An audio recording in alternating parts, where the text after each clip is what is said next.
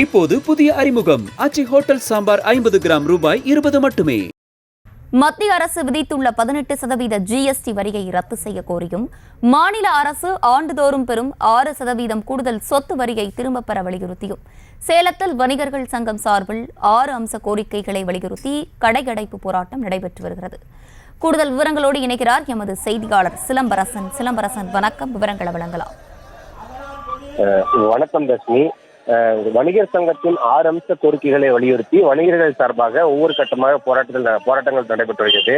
குறிப்பாக கடந்த சில நாட்களுக்கு முன்பு ஒரு நாள் கடையெடுப்பு போராட்டம் நடத்தியிருந்த நிலையில், அடையாள கடையெடுப்பு போராட்டம் நடத்திய நிலையில் இன்று பிற்பகல் காலை முதல் பிற்பகல் 12 மணி வரை இந்த கடையெடுப்பு போராட்டமானது வணிகர்கள் நடத்தி வருகின்றனர். குறிப்பாக 6 அம்ச கோரிக்கைகள்: மத்திய அரசு விதித்துள்ள கடை வாடகை மீதான 15% ஜிஎஸ்டி வரியை ரத்து செய்ய கோரியும், மாநில அரசு ஆண்டுதோறும் 6% கூடுதலாக சொத்து வரியை திரும்பப் பெற வலியுறுத்தியும், மின் கட்டணம், வணிக உரிமை, தொழில் வரி, குப்பை வரி என 6 அம்ச கோரிக்கைகளை வலியுறுத்தி இந்த கடையெடுப்பு போராட்டத்தில் நடத்தி வருகின்றனர். குறிப்பாக அதிக அளவிலான வணிகம் நடைபெறக்கூடிய இந்த பால் மார்க்கெட், செவ்வாய்ப்பேட்டை உள்ளிட்ட பகுதிகளில் வணிகர்கள் முற்றிலுமாக கடைகள் அடைக்கப்பட்டதால் பெரும் வர்த்தகம் பாதிக்கப்பட்டுள்ளது.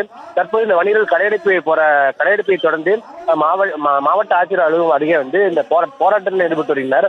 குறிப்பாக மத்திய அரசு அந்த 18% ஜிஎஸ்டியை திரும்ப பெற வேண்டும், மாநில அரசும் ஆண்டுதோறும் இந்த வரி வருவதை உயர்த்த வேண்டும், அதே போன்று மாநகராட்சி வைத்துள்ள இந்த தொழில் வரி, குப்பை வரியை உடனடியாக திரும்ப பெற வேண்டும் என்ற கோரிக்கையை வலியுறுத்தி போராட்டத்திலும் ஈடுபட்டு வருகின்றனர்.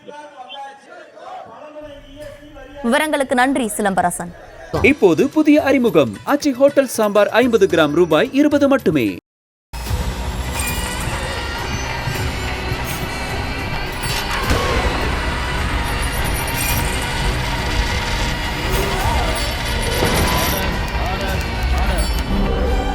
நிகழ்தகவு குற்றங்களின் மறுபரிமாணம். நாள்தோறும் இரவு 10 மணிக்கு இணைந்திருங்கள் நமது நியூஸ் தமிழ் தொலைக்காட்சியோடு.